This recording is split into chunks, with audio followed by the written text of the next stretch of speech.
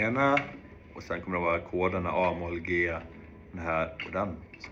1 och 2 och 3 och...